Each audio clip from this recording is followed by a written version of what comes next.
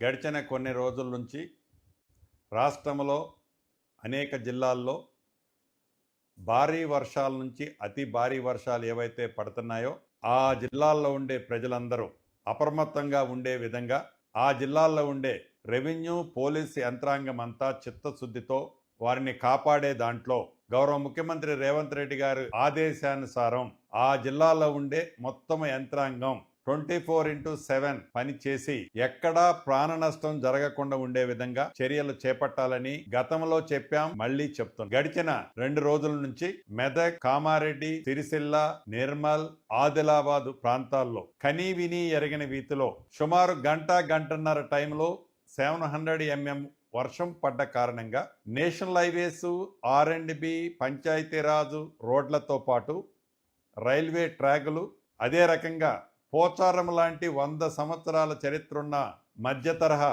Reservoir ఎలా ఉన్నాయో రాత్రి కూడా మనం చూసాం. ఈ రోడ్లన్నీ అనేక ప్రాంతాల్లో అక్కడున్న డిశ్చార్జ్ అంటే అత్యధికంగా 2-3 టైమ్స్ వాటర్ వచ్చిన కారణంగా అనేక ప్రాంతాల్లో బ్రీచ్ అయ్యాయి. రాత్రే అధికార యంత్రాంగం అంతా యుద్ధ ప్రాతిపదిక మీద ఆ నేషనల్ హైవేకి సంబంధించిన 4 లైన్లో 2 లైన్స్ని రిస్టోర్ చేసి ట్రాఫిక్ని చాలా వరకు క్లియర్ చేయగలిగాం. అనేక మండల హెడ్ క్వార్టర్లకి, గ్రామాలకి R&B పంచాయతీ రోడ్లు చాలా బ్రీచ్ అయ్యాయి. గౌరవ ముఖ్యమంత్రి గారి సూచనలకు అనుగుణంగా ఆ శాఖ అధికారులకు ఇప్పటికే ఆదేశాలు ఇచ్చాం. టెంపరరీ అరేంజ్మెంట్స్ అన్నీ రాబోయే కొన్ని గంటల్లో పూర్తి చేసి ఆ గ్రామాలకి, మండలాలకి రవాణా సౌకర్యాన్ని ప్రభుత్వం ఏర్పాటు చేసే దిశగా పనిచేస్తుంది. వీటితో పాటు ఏ గ్రామాల్లో అయితే ఫ్లడ్ ఎఫెక్టెడ్ అయిన కారణంగా అనేక తండాలు కూడా ఇబ్బంది పడ్డాయి. ముఖ్యంగా మెదక్, కామారెడ్డి ప్రాంతాల్లో చాలా తండాలు ఫ్లడ్ ఎఫెక్టెడ్ అయ్యాయి.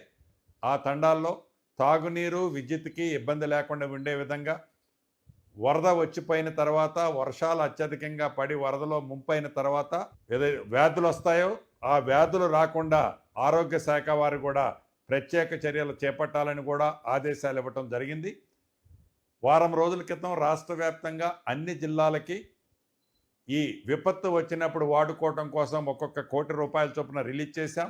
ఏవైతే మేజర్ ఎఫెక్ట్ అయిన ఈ జిల్లాలకి అదనంగా ఎన్ని నిధులు అవసరమున్నా రాష్ట్ర ప్రభుత్వం ఆ జిల్లాలకి నిధులు ఇచ్చే దాంట్లో ఒక్క నిమిషం కూడా ఆలోచించాం.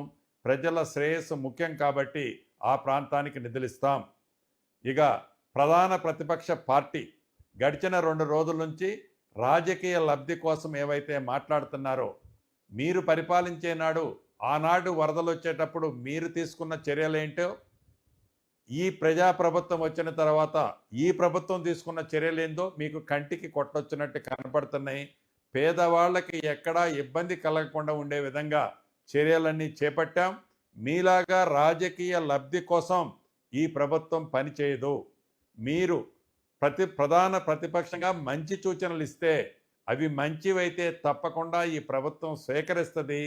శవాల మీద చిల్లరేరుకునే రాజకీయాలు చేయొద్దని కూడా ఈ వేదిక ద్వారా వాళ్ళకి తెలియచేస్తూ చివరగా చెప్పదలుచుకున్నది ఒక్కటే, ఈ రాబోయే కొన్ని రోజుల్లో అతి భారీ వర్ష ప్రాంతాలని ఐడెంటిఫై ఎప్పటికప్పటికి టైం టు టైం ఎవరు కమ్యూనికేట్ చేస్తారు. కాబట్టి ఆ ప్రాంతంలో ఉండే ప్రజలు కానీ ఆ ప్రజలకి అవేర్నెస్ తెలియచేసిన అధికారులు కూడా ఎమ్మటే అలర్ట్గా ఉండాలని ఈ వేదిక ద్వారా తెలియచేస్తూ, ఈ ప్రభుత్వం ఉంది, నష్టపోయిన ఆస్తులు నష్టపోయిన రైతులకు కానీ, ఇళ్ళు నష్టపోయిన ఇంటి ఓనర్స్కి కానీ ఈ ప్రభుత్వం పూర్తిగా వారికి అండగా ఉండి సహాయం చేసే దాంట్లో ముందుంటుందని కూడా తెలుపుకుంటూ సెలవు తీసుకుంటున్నాను.